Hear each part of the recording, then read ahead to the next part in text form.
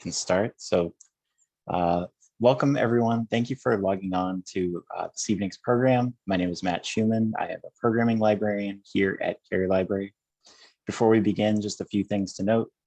Please let me know in the chat if there are any technical issues that I can try to resolve. This program is being recorded and I will send out a recap link following the program. If you have any questions or comments for our speaker, please send them via the Q&A and we'll address them after his talk. And I want to thank the organizations who partnered with the library for tonight's event, including the Lexington Veterans Association, the Lexington Climate Action Network, the Lexington Historical Society, the Lexington Housing Assistance Board, and lastly, Porter Square Books, where if you're interested, you can purchase a copy of Bill McKibben's new book, The Flag, the Cross, and the Station Wagon. A graying American looks back at his suburban boyhood and wonders what the hell happened. There are a limited number of signed copies left, and I'll put the link to that in the chat. Now, to introduce our speaker for this evening, Bill McKibben is the founder of the Third Act, which organizes people over the age of 60 for action on climate justice. His 1989 book, The End of Nature, is regarded as the first book for a general audience about climate change, and it has appeared in 24 languages. He's gone on to write 20 books, and his work regularly appears in The New Yorker and Rolling Stone, among many other periodicals. He serves as the Schumann Distinguished Scholar in Environmental Sciences at Middlebury College and as a fellow of the American Academy of Arts and Sciences, and he has won the Gandhi Peace Prize as well as honorary degrees from 20 colleges and universities. He was awarded the Right Livelihood Award, sometimes called the Alternative Nobel, in the Swedish Parliament. Foreign policy named him to its inaugural list of the world's 100 most important global thinkers. McKibben helped found 350.org, the first global grassroots climate campaign, which has organized protests on every continent, including Antarctica, for climate action. He played a leading role in launching the opposition to big oil pipeline projects like Keystone XL and the fossil fuel divestment campaign, which has become the biggest anti-corporate campaign in history, with endowments worth more than $40 trillion stepping back from oil, gas, and coal. He stepped down as board chair from 350 in 2015 and left his role as senior advisor in 2020, accepting emeritus status. He lives in the mountains above Lake Champlain with his wife, the writer Sue Halpern, where he spends as much time as possible outdoors. In 2014, biologists credited his career by naming a new species of woodland gnat, Megathalamidia McKibbeni, sorry if I butchered that, in his honor. Lastly, Bill graduated from Lexington High School in the class of 1978. He was the first captain of the high school debate team, a guide on the battle green, and a staff writer for the Lexington Minuteman. He has returned 2 times over the years to give the high school graduation speech, and he returns to Lexington virtually tonight to talk from his new book. And before I say, now please welcome Bill McKibben, I just wanted to share a few pictures that I found in our yearbooks at the library. And Bill, if you want to start your talk by commenting on these.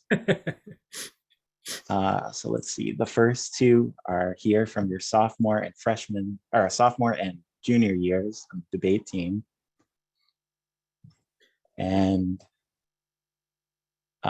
this is your senior quote, senior photo, and you working on the Musket, the student newspaper. So the floor is yours if you'd like. Matt, thank you very much, and thank you for digging up those pictures.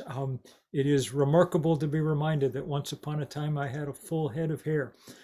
And it is a great, great, great pleasure to get to join you. Thank you, Matt, for arranging this, and thanks very much to Cary Library.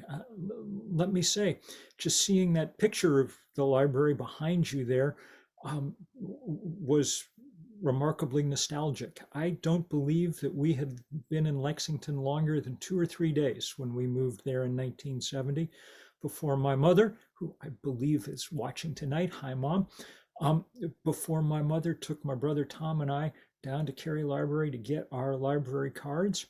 And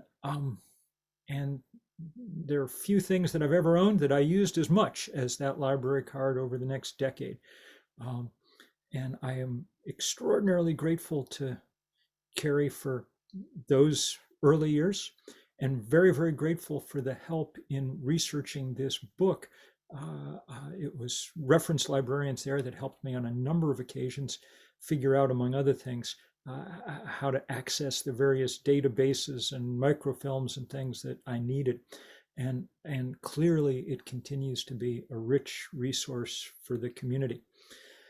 Um, the whole last couple of years working on this book and then publishing it have been in certain ways quite nostalgic, and I've enjoyed it immensely. Even in the last few weeks since it's come out, as I've gone around giving talks, I've seen all kinds of people that I hadn't seen in a very long time. Kids like Becky Jones and Joe Hadley, who are now not only full grown, they're older like me, but they were people I played with along Middle Street in my youth. And I have heard from people who were fellow guides on the green in those summers. I've heard from my former editor, Mike Rosenberg at the Minuteman, who taught me an awful lot about how to do this kind of work. I've had an awful lot of friends from the debate team, which I helped found with Ray Karras, the longtime history teacher. We did indeed, as Matt said, my partner Robert Jacobson and I won the state debate championship in 1978, and I do believe Lexington may not have lost it ever since. So that gives me a good deal of pride. And I've heard from lots and lots and lots of Lexingtonians, past, present, former, who have been interested to read this book and think about it. I'm going to talk about it tonight in reference to Lexington, since y'all are interested in that almost by definition. But what I'm really going to do is try and set it in some context, talk about the last 50 years of history. This book is mainly set in the 1970s, which was the decade that I lived in Lexington, and a decade I think is incredibly important, and a decade, by the way, that we seem to be reliving precisely at this moment, in between the gas price shocks and hearings today that reminded me an awful lot of listening to John Dean in the Watergate days. Um, Lexington, um, Lexington, when we arrived in 1970, well, it was as typical and wonderful in a certain way, an American suburb as it was possible to imagine. And the American suburb was at its absolute apex. This was the form of living that had been accelerating since the end of the Second World War. 80% of the growth over those 20 years had come in places like Lexington. And Lexington itself had turned from a smallish rural town into a bedroom community for Boston, growing fast, now with its own coterie of industries springing up along Route 128. It was, well, it was in many ways a middle American kind of place. And I lived, as it were, on Middle Street, halfway down. And we lived in a house that, as I say in the book, looked like a child's drawing of a suburban house. There was a big tree out front in the yard.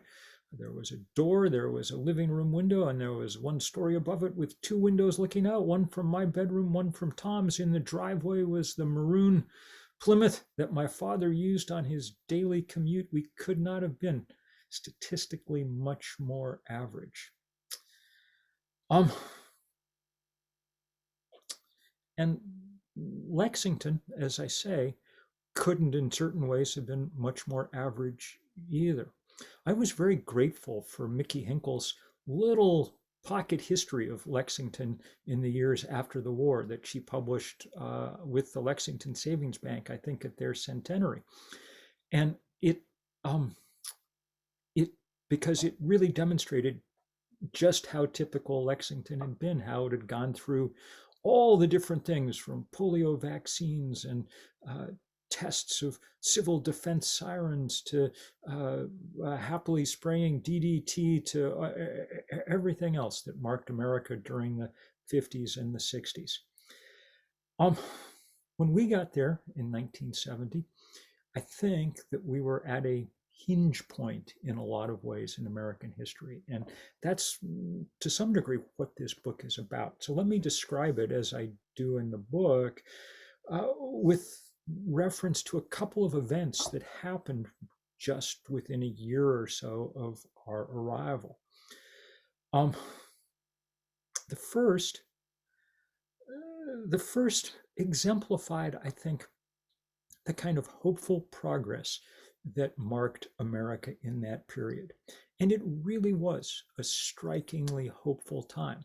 Not that everything was good, everything was not. America had lived through assassinations, internal divisions over the war. We were about to see Watergate. Um, so it wasn't by any means an easy time, it was a turbulent time. But there was very much a sense that we were on the ascent, that people were coming together to make powerful change for the better, that history was trending in a direction of the common good. Think about it. In the preceding few years, we'd seen the apex of the civil rights movement with Dr. King visiting Lexington for a memorable talk at the high school. The apex of the civil rights movement, which in 1965 managed to pass the Voting Rights Act, extending the franchise to millions of Americans who'd been unable to vote before. We saw in those years the remarkably rapid acceptance of the idea that women were going to be something like full participants in our society. Truly amazing change if you think about it. We've seen people begun to question the possibility that war might be the right way to answer problems. And in 1970, and this is in some ways the most significant for the work I've done in my life, we saw the first Earth Day, which now we think of Earth Day as a kind of party someplace, but Earth Day in that first day was a remarkable political protest. The estimate is that there were 20 million Americans in the street that day, 10% of the then population, the largest demonstration in American history, and enough to get President Nixon, no friend of the environment, to sign both the Clean Air Act and the Clean Water Act and create the EPA within a year. And what do you know? Both the air and the water suddenly became much cleaner because, because we passed the laws to make it happen.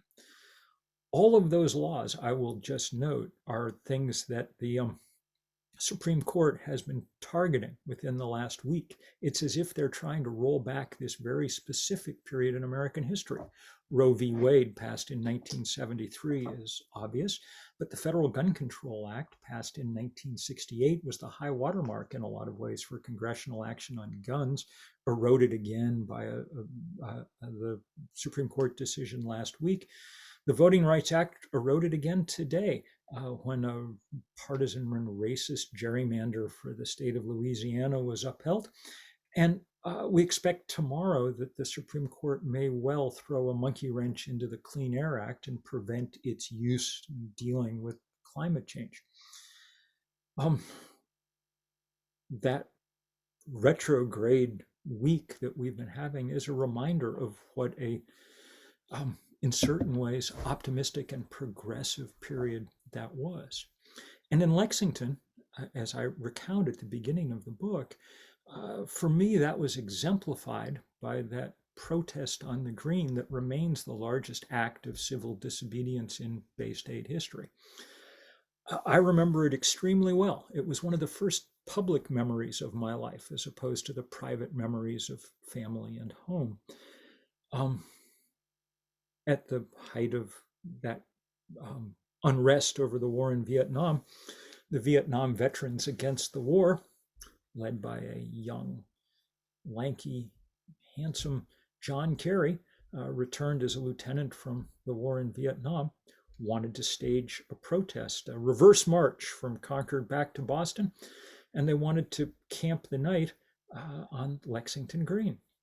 The town fathers, led by Selectman Robert Cataldo, decreed that they could not camp for the night and sent the police to arrest them, at which point those protesters were joined by several hundred townspeople, including my father, Gordon McKibben, and business journalist and not a person prone usually to public demonstration.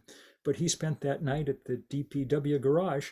And I, of course, remember it very, very powerfully because of the involvement of my father, but also because of what a remarkable scene it was down there on the green that night at Cary Hall, where the selectmen held an informational meeting amid extraordinary tension. And then on the green itself, in the dark with small clusters of people, with the Hells Angels buzzing the outskirts of the green, with police arriving in great numbers. It was a memorable and powerful and important scene. And in my imagination, in my memory, it sort of stood for that confluence of optimism and hope and progress. People were willing to stand up for the right thing.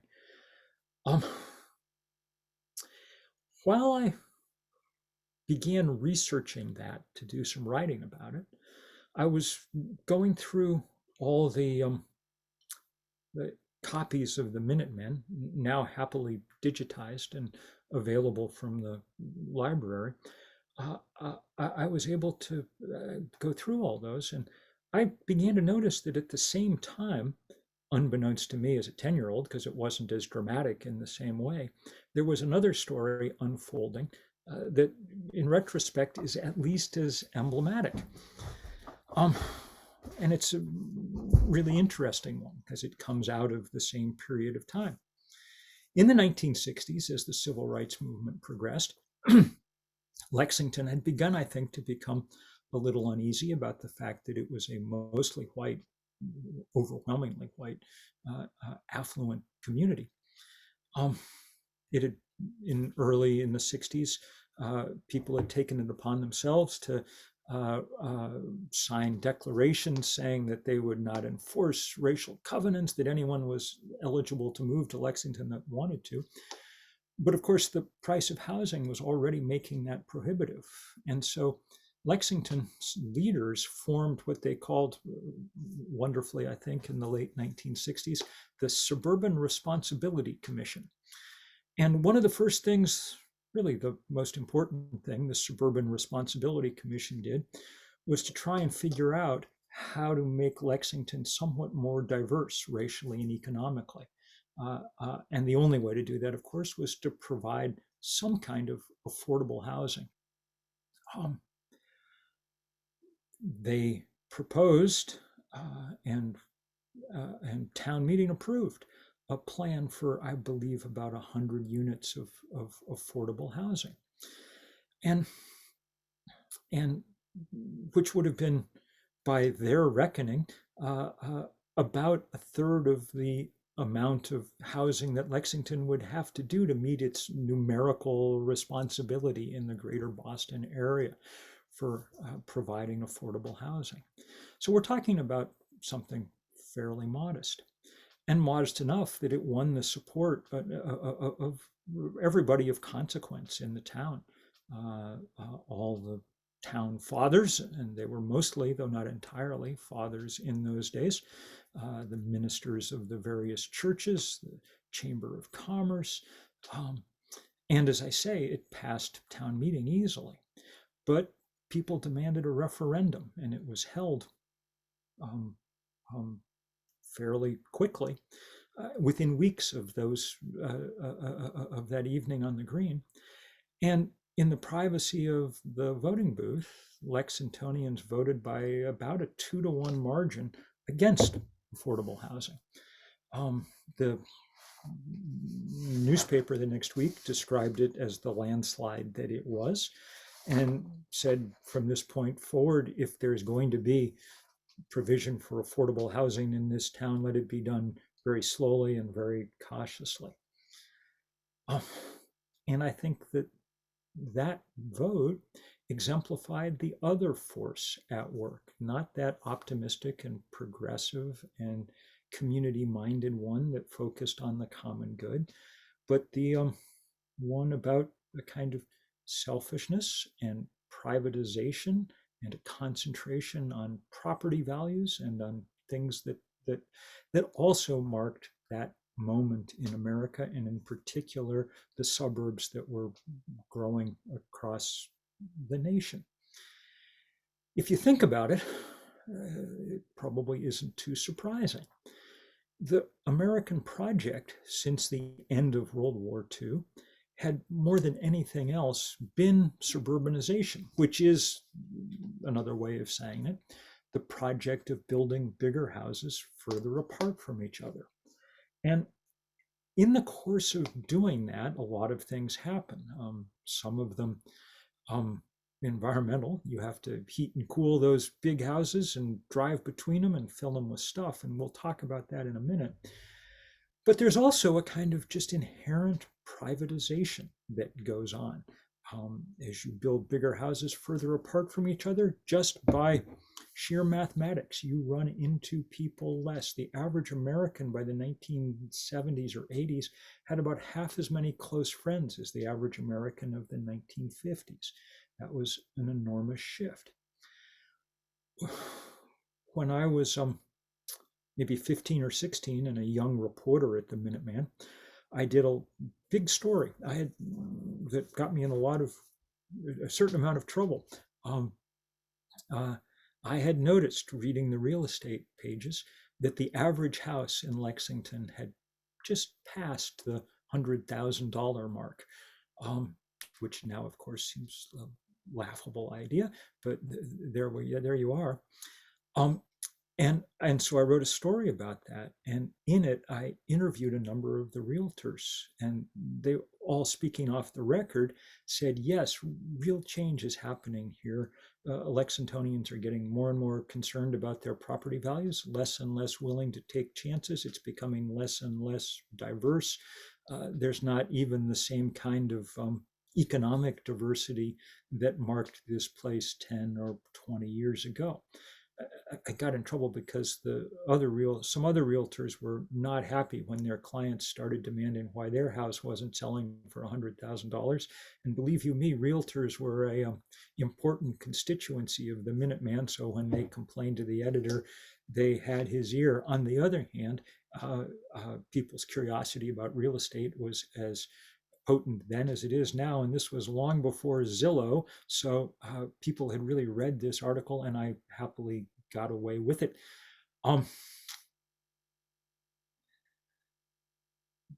That, though, was a powerful indicator of where we were going, I think, in our society. And by the end of that decade, we were beginning to make pretty fateful choices. In 1978, the suburban tax revolt in California, Proposition 13, was a kind of rise of angry suburbanites, no longer interested much in concepts about diversity or the common good, just not wanting to pay more taxes. And the 1980 election took that sentiment worldwide or nationwide. I write a lot about the 1980 election in this book because I think it was the most fateful political moment in my lifetime. We faced a profound and stark choice, and that choice was between Jimmy Carter, who exemplified the American project that had gotten us through the Depression and the Second World War and the post-war years, this project of trying to build a bigger common good, a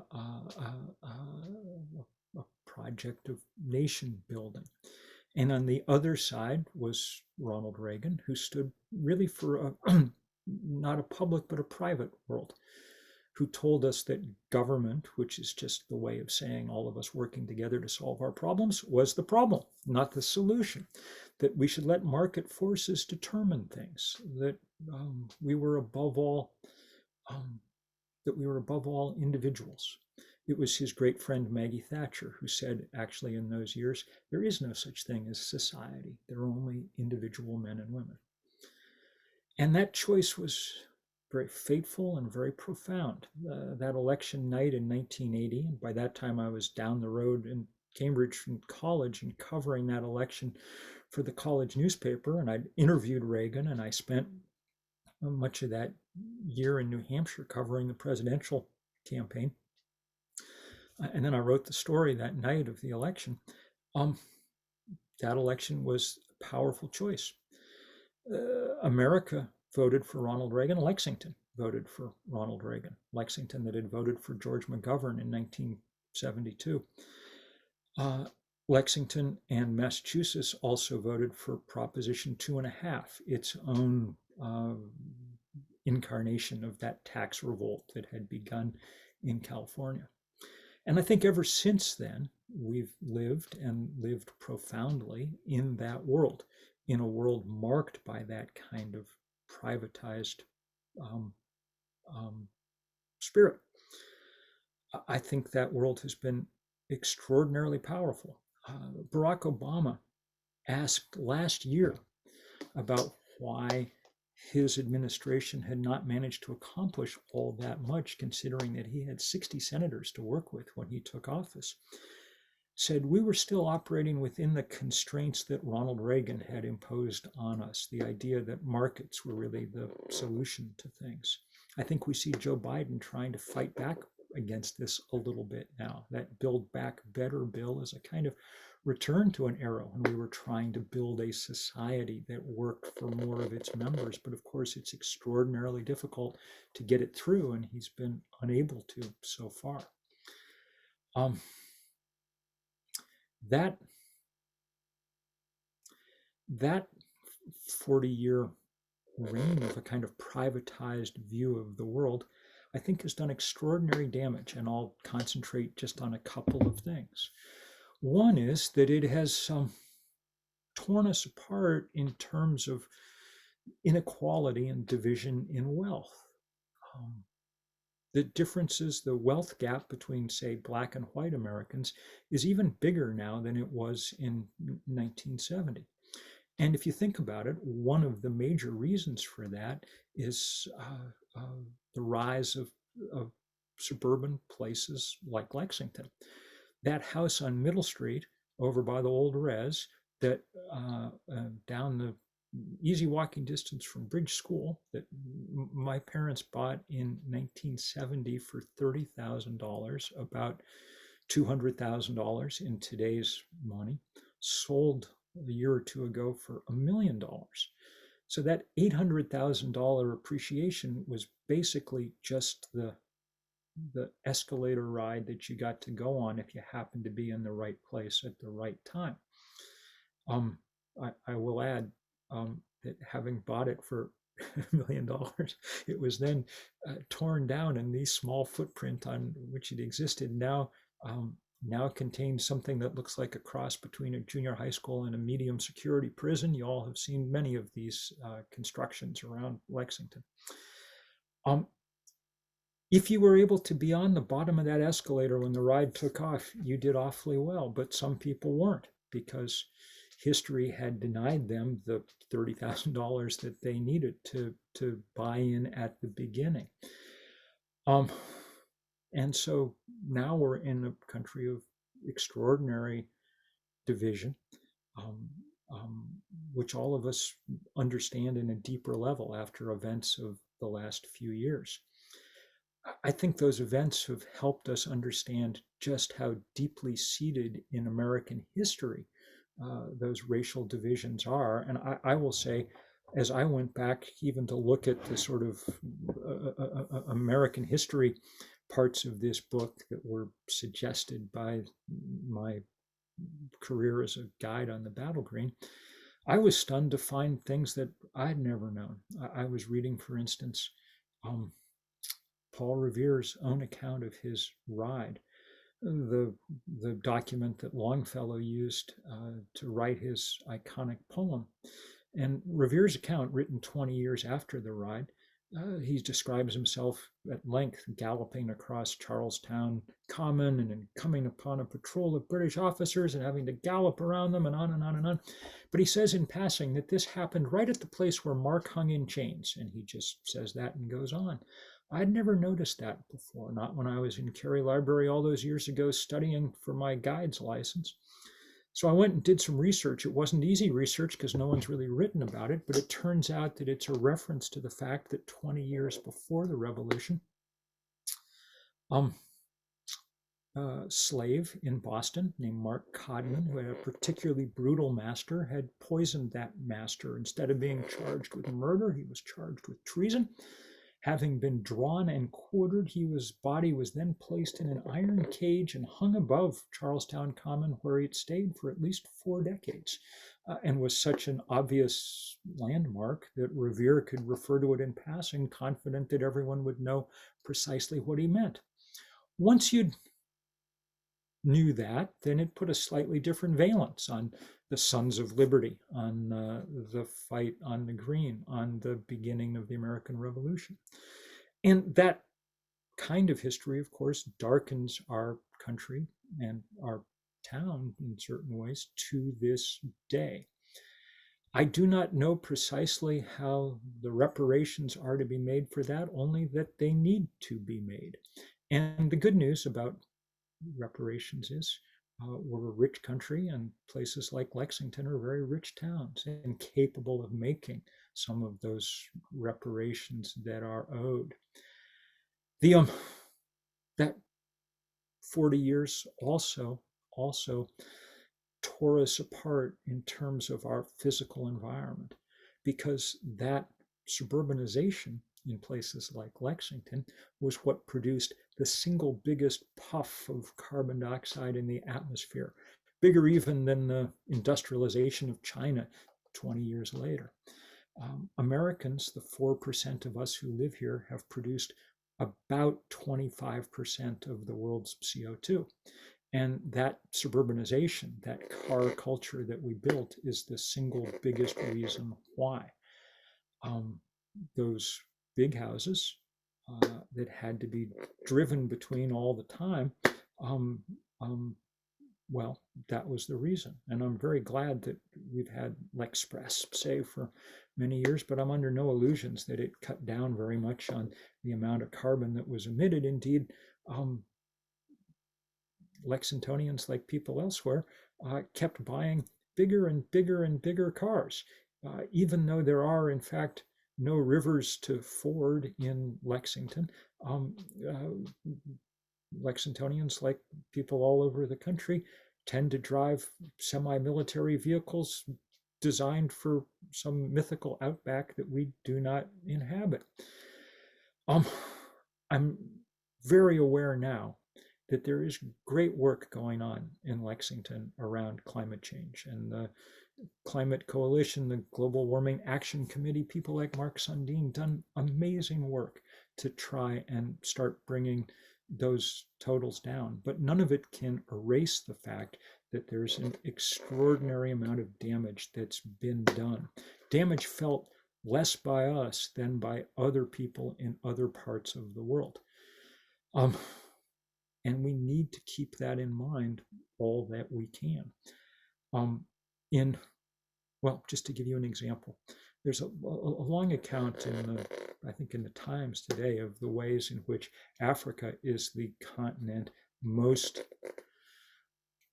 tragically affected by climate change. Most people on the move in Somalia right now after 5 straight failed rainy seasons.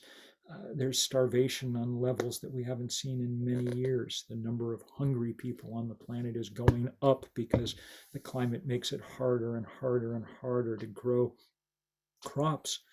The entire continent of Africa has produced 2% of all the carbon emissions on Earth. We need to pay those debts too, in one way or another. One of the ways that we'll need to pay them is figuring out how to welcome as refugees many of the people who have no choice but to leave the places where they are through no fault of their own.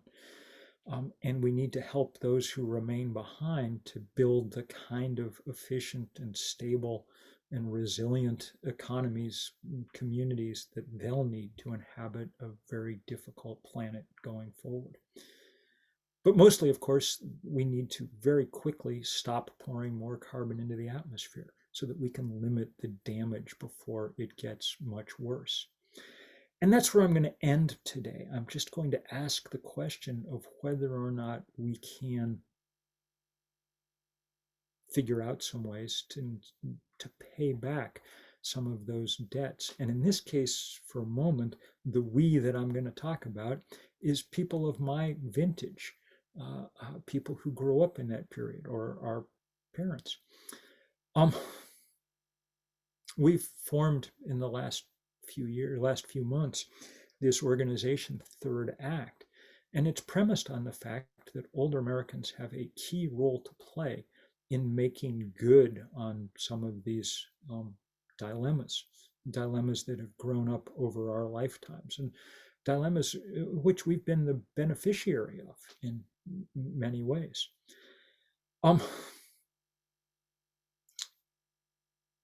People don't normally try to organize older people. I've been involved in the climate movement for a very long time, and it's been mostly about younger people. I formed 350.org, the first iteration of a global climate movement, with 7 college students when I was in my 40s. And we've done good work. We've organized, we think, about 20,000 demonstrations in every country on earth except North Korea. And we spearheaded this fight over the Keystone Pipeline that became the first defeat for big oil. And we pioneered this fossil fuel divestment movement that's become the biggest corporate campaign of its kind in history. We're at about $40 trillion now in endowments and portfolios that have divested from fossil fuel. The young people who did those divestment campaigns on college campuses took their lessons and went off at graduation to form the Sunrise Movement, which brought us the Green New Deal. That Build Back Better bill is kind of the residue of that Green New Deal. And then, of course, there were the remarkable young people like Greta Thunberg who organized high schools and junior high schools around the planet. By September 2019, at their peak, there were 10 million of them in the streets for school strikes in every continent before the pandemic cut off some of that organizing. So young people are truly doing their thing. But I began to get a little bit uneasy that we were taking the most difficult problems on the planet and kind of assigning them to 17-year-olds. In between field hockey practice and Spanish homework, would you mind saving the planet also? That's ignoble, but it's also impractical, because for all their energy and idealism and intelligence, they lack the structural power to force the changes that we need. Older people, on the other hand, have a lot of that structural power. There are 70 million of us in this country over the age of 60. That's bigger than the population of France. 10,000 more every day, which is more people than are born in this country each day. Not only are there a lot of us, our political power is magnified by the fact that we vote like crazy. You cannot keep older people away from the polls. And we have most of the money. Fair or not, baby boomers and the silent generation above them have about 70% of the country's financial assets, compared with about 5% for millennials. So if you want to influence Washington or Wall Street, it helps to have people with as little hair as I have engaged in this fight. Now, people have shied away from organizing older people in recent years, ever since Maggie Kuhn and the Gray Panthers back in the 70s and 80s, because there's a conventional wisdom that people become more conservative as they age. And there's a certain amount of evidence to support that. You have more to protect. I mean, look who's been voting for Trump. But we can't let that happen, and perhaps we don't need to, because this generation of older people has very specific historical DNA. And here I want to go back to where I started this talk to finish it, back to those remarkable years in the 60s and early 70s. People who are in their 60s, 70s, 80s now were around in that era. That was their first act. They either participated in or bore witness to that epic transformation of social and cultural and political life. Um, they were there for the first Earth Day or for the birth of the modern women's movement or whatever it was. Now, taken as a whole, with many noble exceptions, in our second act, we were perhaps more interested in consumerism than we were in citizenship. Let's acknowledge that, and then let's say that that's water under the bridge. And people now emerge into their third act with resources, with skills acquired over a lifetime, maybe with some time, and with kids or grandkids who take that abstract notion of legacy and turn it into something very real. Your legacy is the world that you leave behind for the people you love the most. And so it's not surprised me that people by their tens of thousands have been flocking in to join since we launched a few months ago. And I hope some of you will join up and we will put you to work as best we can, trying to work on both the democracy crisis and the climate crisis, because those seem to us the most existential threats that we face, and the places where we have some hope of paying back some of that debt that we have accumulated over the years. A chance to regain some of the pride we may have naively felt in our country in an earlier moment. I think that there was a time when I was young when most Americans just assumed by nature that we were the most envied country on the earth, the one that had gotten things right that everyone aspired to. And I don't think there's many people who feel quite like that anymore. Not certainly watching the testimony today on Capitol Hill. But I'd like to get us back as close to that as we can, and I think working together we have a chance to do at least some of that. And so it is, well, it's in that spirit that I wrote this book, and it's in that spirit that it's a great pleasure to join and talk with you tonight. And it's in that spirit that I'd be happy to answer some questions or take some critique or comments or abuse or whatever you have in mind. Matt, you probably are better at handling all this than I am, so why don't we turn things back over to you now? Sure. Thank you so much for all of that, Phil. We do have a number of questions. Hopefully we'll have time to reach all of them, but if anyone is interested in asking a question, please submit it via the Q&A. The first one I'll ask is, do you believe I think you kind of just touched on this, but do you believe our culture of eternal growth of population and economy can or should continue? Interesting question. I don't think probably that we can continue forever to grow the economy. But I do think that the biggest task at the moment is less about economic growth or no growth, and it's more about rapid transformation. We have a remarkable opportunity right at the moment. In the last 10 years, scientists and engineers, some of them in the greater Boston area and at places like Harvard and MIT, have dropped the price of renewable energy something like 90%, to the point where energy from the sun and the wind and the batteries to store it is now the cheapest energy that we have on the planet. And so our task for the next few years shouldn't be to grow the economy, it should be to transform the economy. We should be putting up renewable energy as fast as ever we can all over the world, because that is our best chance at stemming the rapid rise in temperature that, if we do not stem it, will not only kill many people, but will also do economic damage in ways that we've never even imagined before on this planet. Meanwhile, as to population, it allows us actually to to understand how big, rapid transformations are possible. In 1970, population was something that we worried about a whole lot. Paul Ehrlich had just written The Population Bomb, and it was on everyone's mind that perhaps the world would just buckle under the sheer weight of people. And so people went to work on that problem. In 1970, the average woman on this planet had something like 6 children. That number is now about 2.3 and continuing to fall. And the reason is something that people discovered in the developing world and implemented in the developing world. They discovered that to the degree that you educated and empowered women, fertility dropped like a rock. Given a choice, it turned out that most women on planet Earth didn't actually want 6 kids.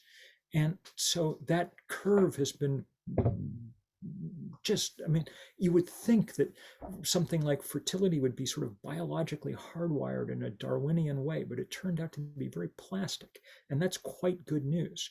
Now, given demographic momentum, population as a whole will continue to increase for another 10 or 20 or 30 years. We're probably going to add another billion or 2 people to the planet. That will not be easy, but that's not what's causing climate change for sure, because almost all that growth is coming in places that use very little energy. We forget how wide these gulfs are. The average American uses more energy between the stroke of midnight on New Year's Eve and dinner on January 2nd than the average Tanzanian uses in a year. So the number of Tanzanians is a rounding error in the question of climate change.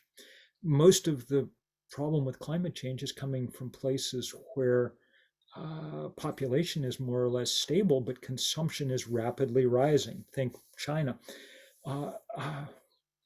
Lots of places in the world would like to consume like Americans. The planet can't probably deal with one continent consuming the way Americans do, much less all of them, which is another good reason why it would be wise for us to think about more sustainable ways of living our own lives, beginning with an emphasis on renewable energy. Thank you. So there's a comment and question combined here from someone who's lived in Lexington since the mid-50s. And they liked your quote, couldn't get elected to town office in Lexington without being a member of the Hancock Men's Club. Their spin is that the new mantra is couldn't get elected to town office in Lexington without being a member of the Greater Boston Real Estate Board. And they commented on a former member of the school committee near Five Forks being priced out of their home, their $1 million home. And last comment from them is, as far as they can recall, it's always been a revolving door with community leaders, in quote, concocting real estate deals on the side supporting policy that enhances the sale value of their holdings. Have you observed this moral hazard? I have a feeling this may be more granular than I'm capable of. It's been a long time since I've actually been in Lexington, save to visit my folks. So I don't really know the ins and outs. I've spent, as it turns out, I abandoned the suburbs and have spent most of my life living deep in the woods. But I do know that real estate is, it's funny. We sometimes think of the suburbs as being a place beyond industry, beyond economics, and there isn't manufacturing in Lexington, really, for instance, and there's no longer much farming there.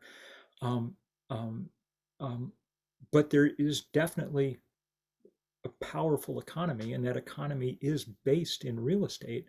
And that's really the absolute white hot center of American economics and has been for a very long time. The total value of the real estate in this country is greater than the combined GDP of China and the US. So it's, that force is always going to be of extraordinary power. And I think I realized that most powerfully thinking about that referendum way back in 1971 and what it was that was driving people even then to defend property values above all else. So we have a question from former state representative Jay Kaufman. He wrote, 1 in 5 Lexington voters cast their ballot for Donald Trump, and even then in 2016. And even then, we knew he was no friend of environmental protection, civil rights, justice, or democracy. How do you read this moment in our history in Lexington and more generally in the nation? Well, I think the moment that we're in right now is actually a completely fascinating moment, Jay. Um, this last week, I mean, I hesitate to, it's still early and hard to read, but it's possible that this last week may have begun to wake people out of some of their um, torpor. It's become abundantly clear that the radical right in this country is ascendant and able to move us back into a very difficult and dangerous place.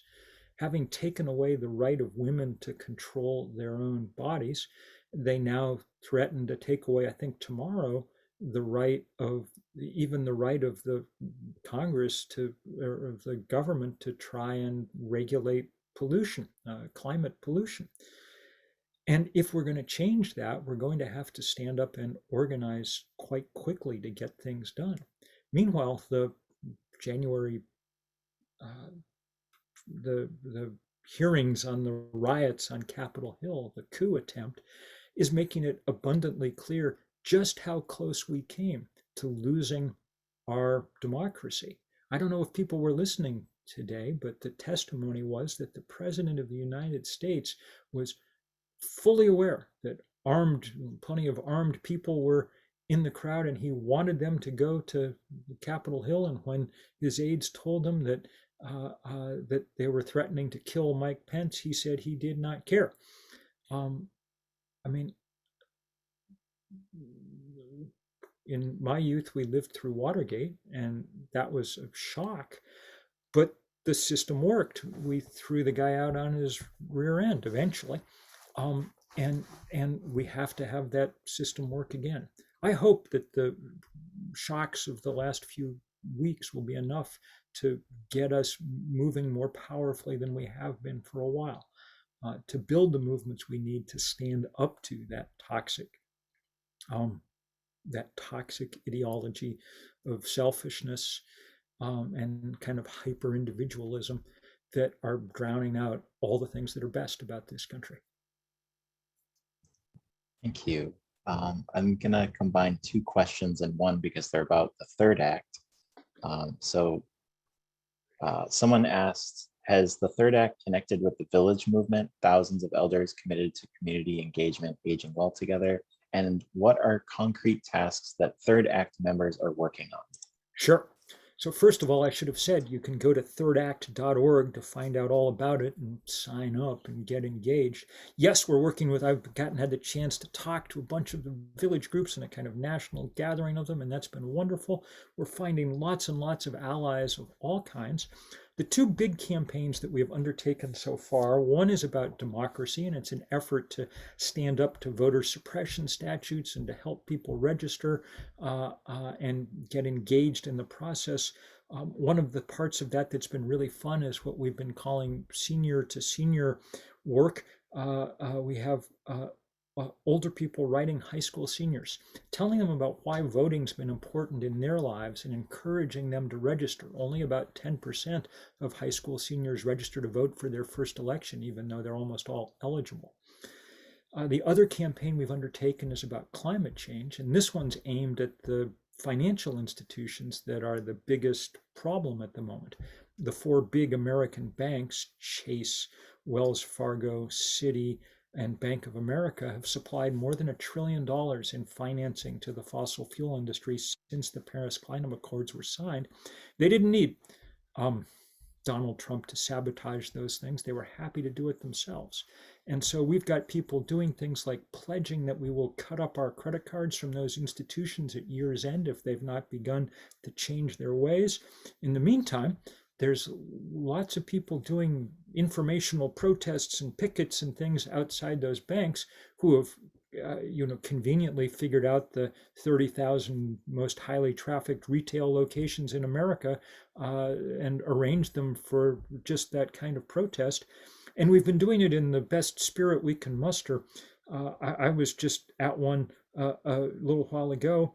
And of course, lots of kids came, lots of high school kids came, and they were a little faster than the older folks. So they were in the lead of the march, but behind them came a big cloud of people of a certain age marching under a banner that said fossils against fossil fuels. So that's the kind of spirit that we're going after this all in. I hope people will join, and I hope they'll figure out ways to spread these campaigns and really make them stick. And shout out to Mom and all the folks over at Carlton Willard in Bedford who've been helping out and figuring out lots of ways uh, uh, to join in. I know they're not the only retirement community in the neighborhood, so Brookhaven, wherever, everybody get your act together and let's get going here. Thank you. Looks like maybe we can take 2 more questions.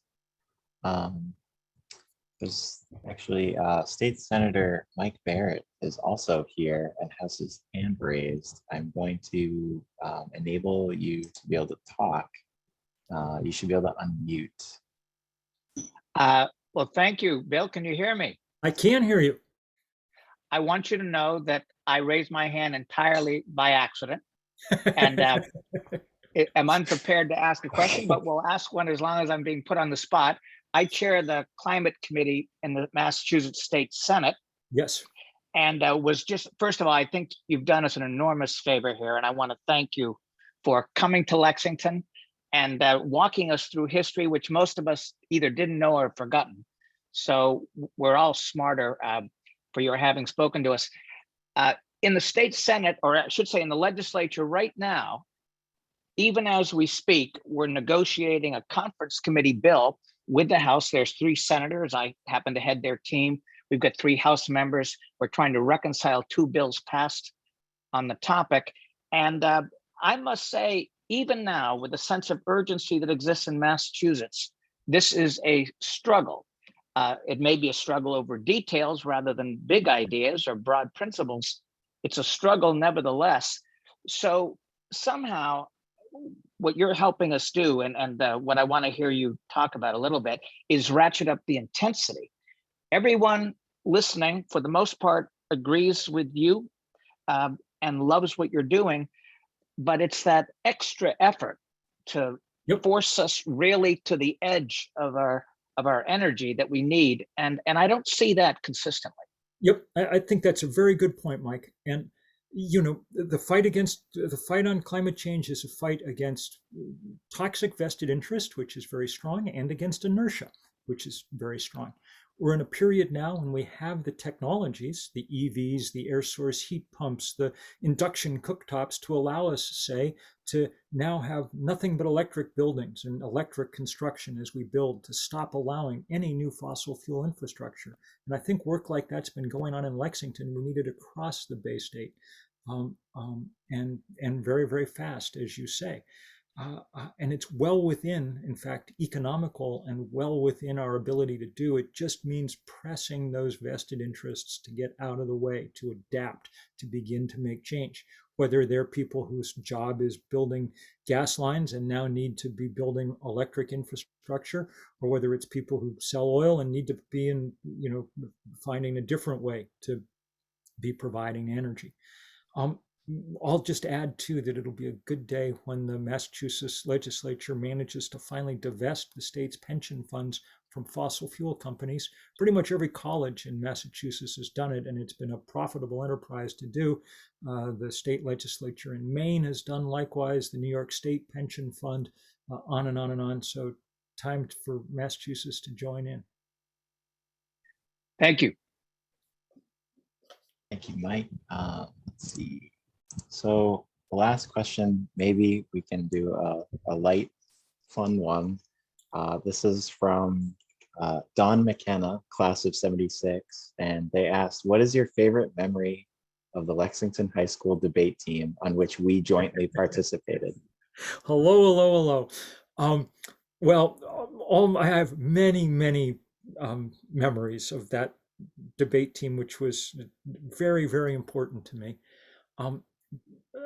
But I think almost every day of my life of Ray Karras and the lessons that he taught us about how to think and how to argue. The kind of approach to the intellectually rigorous thinking that um, um, he taught us all, among other things, made going to college incredibly easy, much easier than Lexington High School.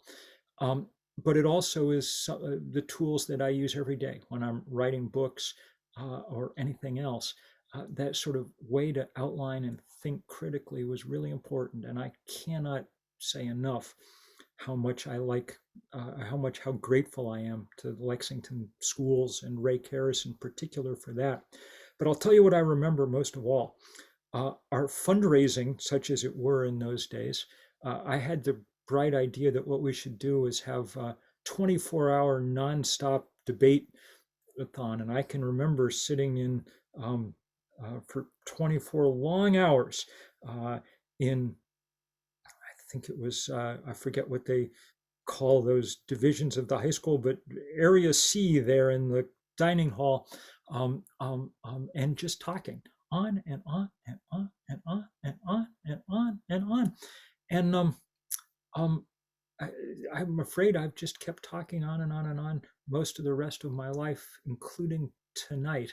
And I'm incredibly grateful to you all for listening, and incredibly grateful, Matt and Helen and everybody else at Cary Library, for having me. This has been a great pleasure. And I think I'm actually coming to Lexington in person on the 11th of September to talk I think at Hancock Church, a place that means a great deal to me. And also, I believe, maybe at Cary Hall. So I will look forward to getting to see some people in person then, old neighbors like Harriet Silverman, Fran Ludwig, and many, many others. And it'll be a great, great pleasure. Thank you again. Thank you so much, Bill. Everyone be sure to check out Third Act. And if you're interested in purchasing Bill's book, it's available through Porter Square Books. You have a lot of thank yous in the chat about tonight's talk, and a lot of people that look like they're going to participate in Third Act. That's great. Thank you again, and have a good evening.